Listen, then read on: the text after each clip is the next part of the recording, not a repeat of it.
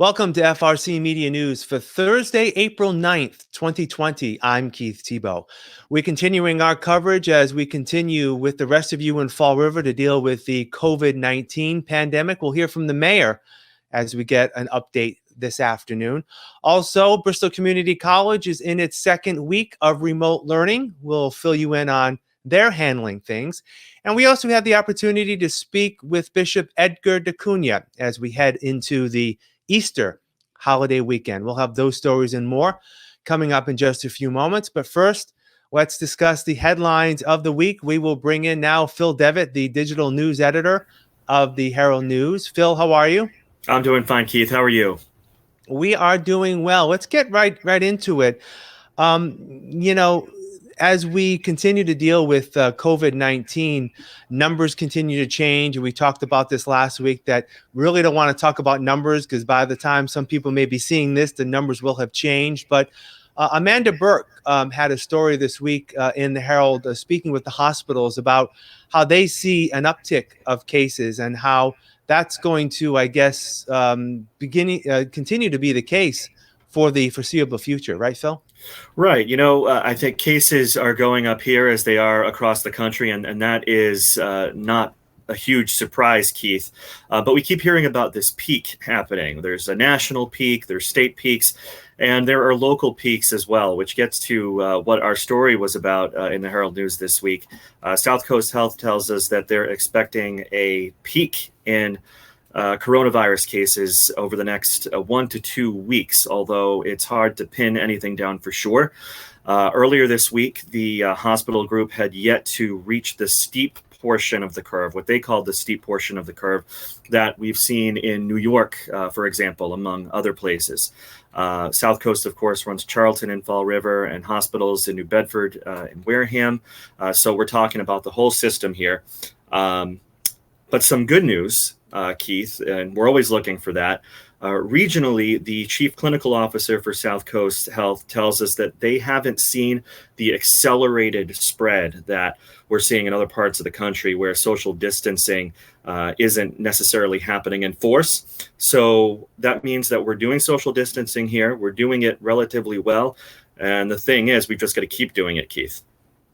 Yeah, I know. And, the good news is, as you said, that, we haven't seen the accelerated rate here, even though, there have been, according to the article this week, just with South Coast Health, they had administered approximately 1,200 tests to date with 142, which is positive. So that's a very low return rate. And one of the things, I had an opportunity this morning to speak with Mayor Paul Coogan, and I asked him specifically about whether he had heard anything in terms of any hotspots or any surges here in Fall River and in the South Coast. And this is what he had to say.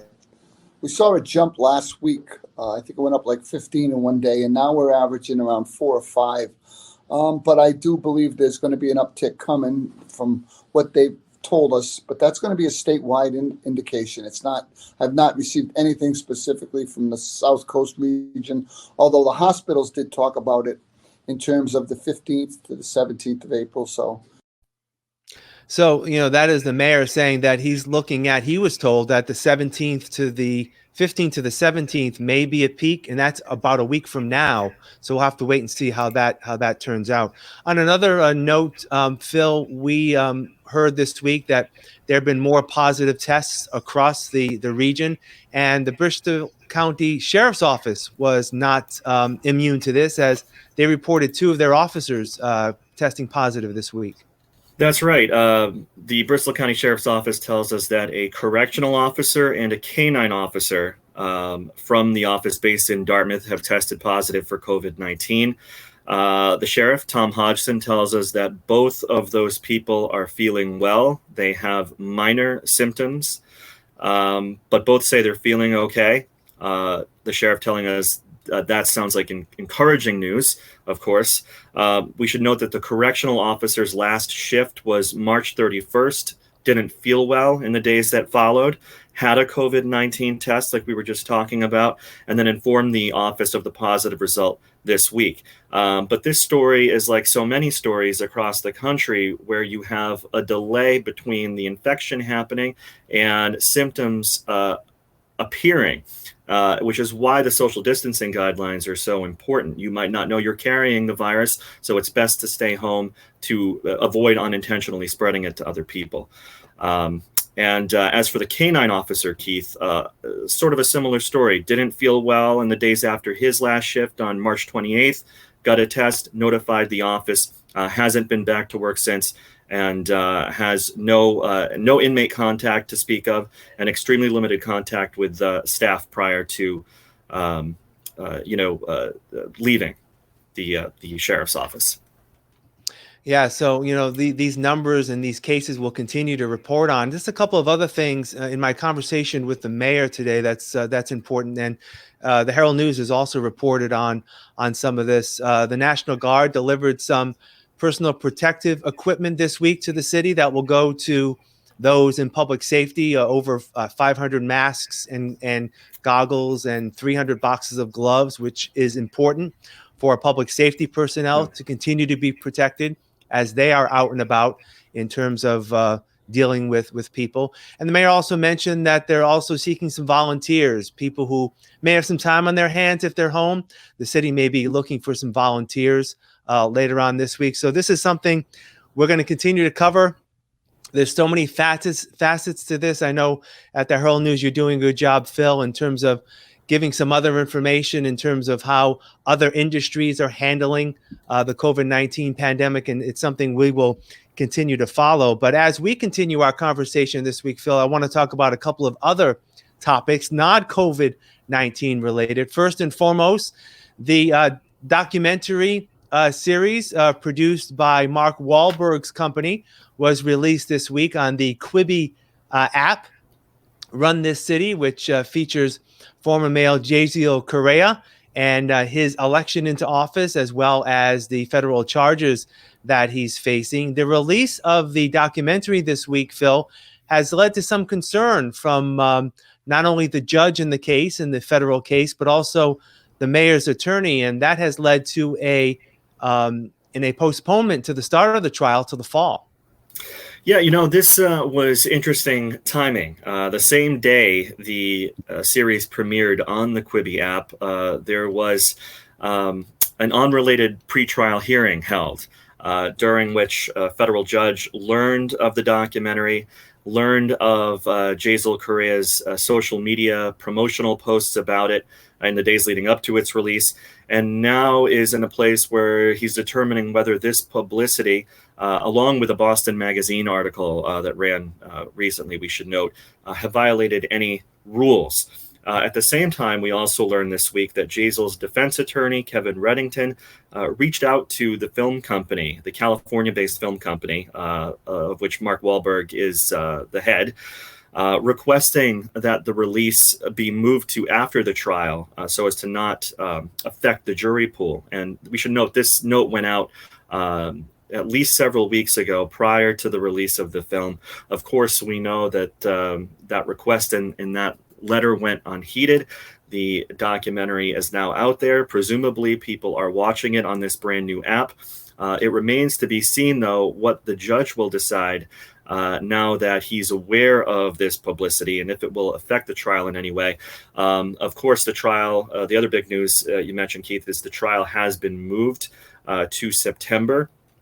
You and I have been talking about this trial being moved several times over the last year, so this might not be a total surprise. But I know we were getting away from coronavirus, but that sort of plays a role in this whole thing, as the courts are pretty much shut down and dealing with a revamp of their own schedules and delays of their own that they have to deal with. So September 14th looks like the date for now, but we'll see.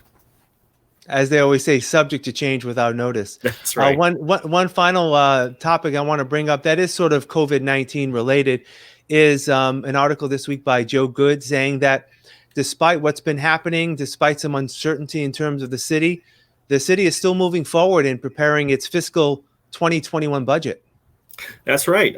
We talked to the mayor this week. We also talked to Mary Sahadi, Director of Financial Services for the city, who tells us that by order of the city charter and state law, the mayor must present the new budget to the city council by May 15th. So the city is moving full steam ahead on this, despite the challenges that it's up against due to the coronavirus. Mary tells us that she has met with the department heads in the city, with the mayor, of course, to talk about their wants and needs for this new budget. And it remains to be seen how that process will play out now that we're all getting used to this new normal of things being shut down and people working from home. We should also note that the coronavirus pandemic is taking a toll on this year's fiscal budget. In the same story, Joe goes on to talk about some lost revenue opportunities that are already, sort of appearing in the budget. One of those things, vehicle excise tax bills delays. That's due to the company the city uses, being closed due to the pandemic. Another lost revenue opportunity, traffic tickets. The city has temporarily stopped issuing them. So that's a big chunk of change. And finally, recreational marijuana, not coming through with the paychecks to the city at the moment because recreational marijuana sales have been deemed non-essential in the city, at least through the end of this month, Keith. Yeah, so we'll have to see what happens. And just as another note, City Council is scheduled to meet next week for the first time since all this has happened. So that'll be something I'm sure we'll be following up on next week.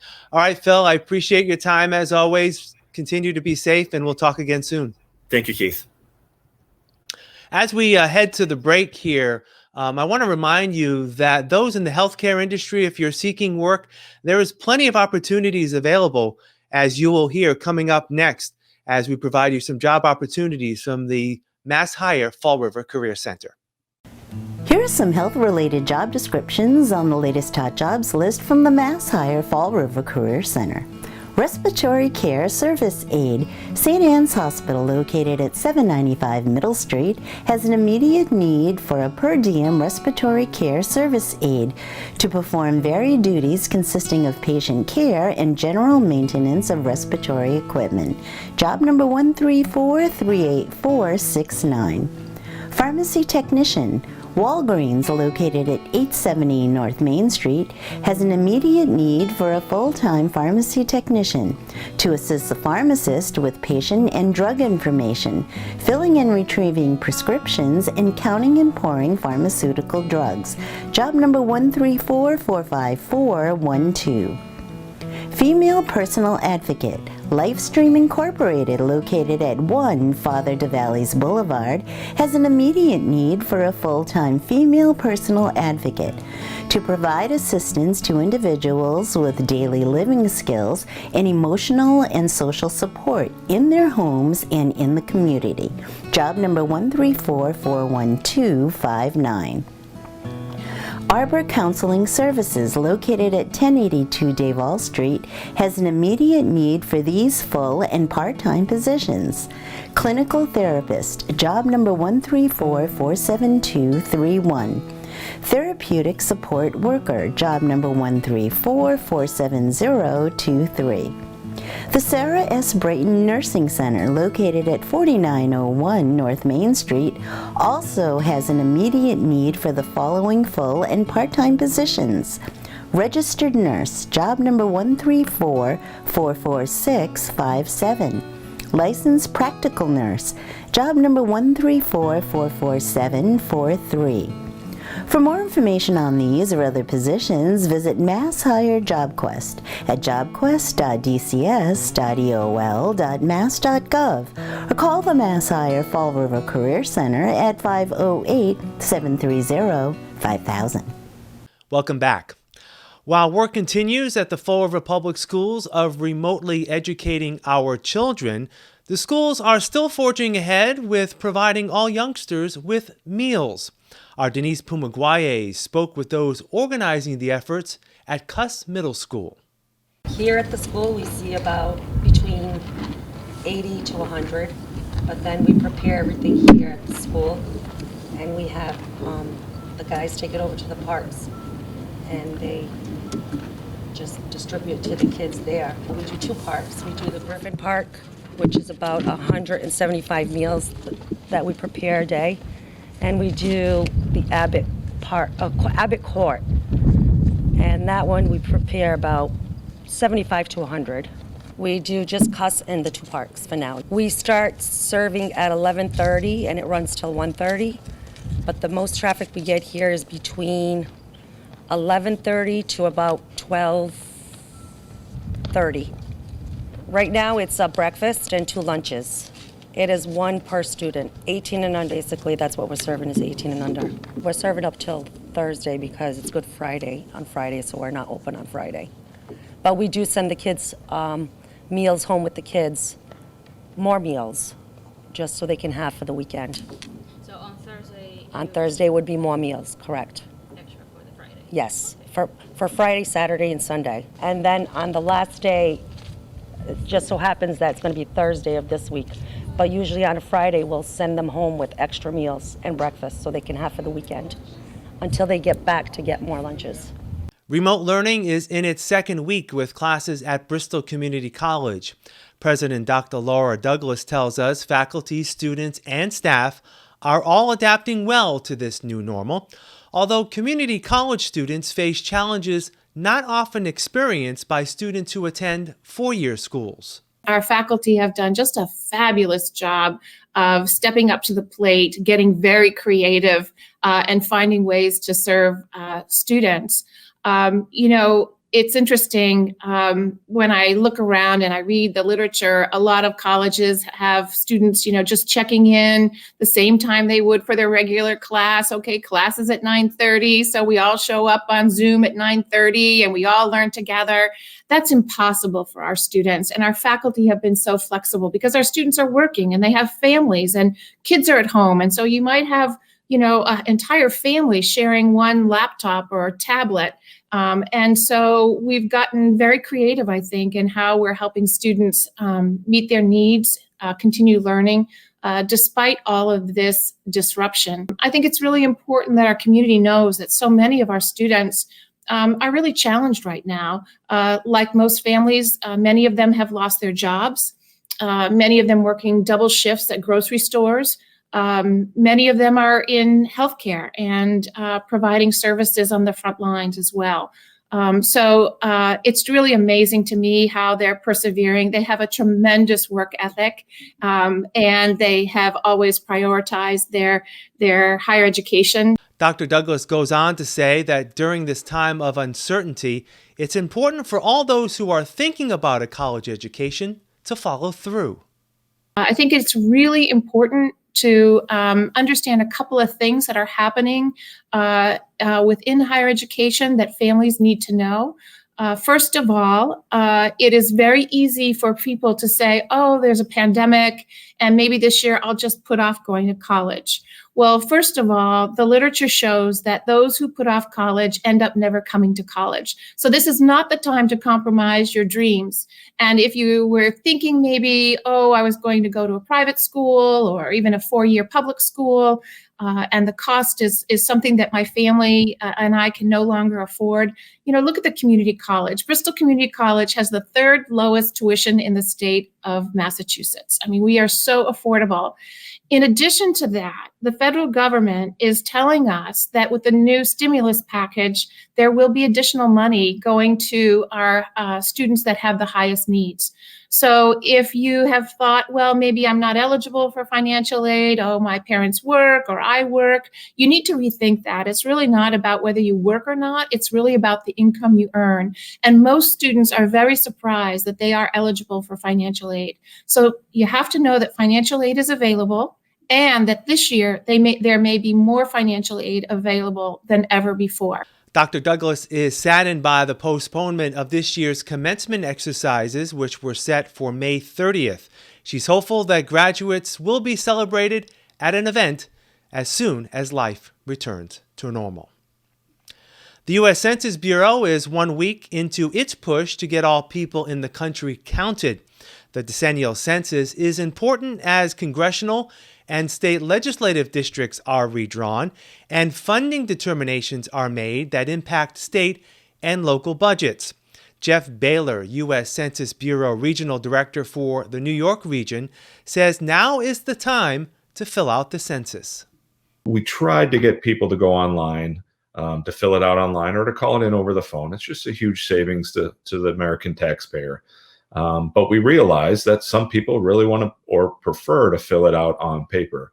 And beginning April 8th, we started mailing out questionnaires to every household across the nation that had yet to respond to the census. And when you talked about April 1st, think of that as a reference date for the census.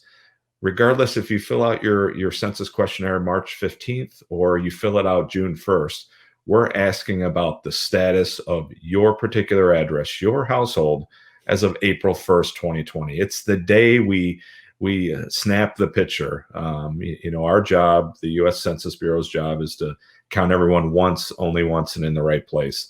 And the date we use for that, the reference date, is April 1st.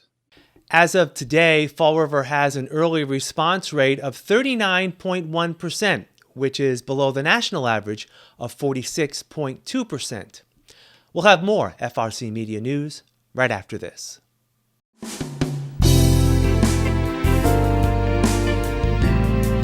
Thank you for considering a homeless pet today. I hope you enjoy what you're about to see, and as always, please feel free to contact the shelter before coming down to make sure that the pets you're viewing are still available for adoption. We can be reached at 508-677-9154. Welcome to Hot Dogs and Cool Cats. Today we have two male American rabbits for you. We have Candy Cane here and Blanco to my left.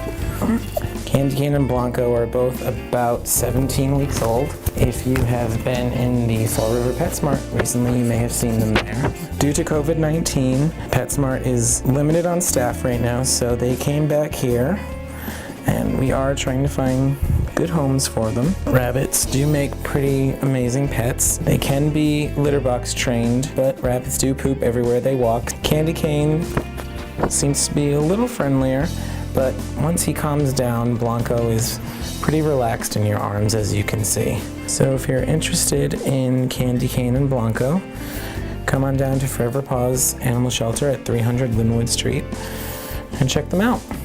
Today we have Lady. Lady's in all black, short hair. Right now she's a little spooked because we've got some leaf blowing going on outside, and she's wondering what the heck is happening. But she is a very friendly cat. She's 4 years old.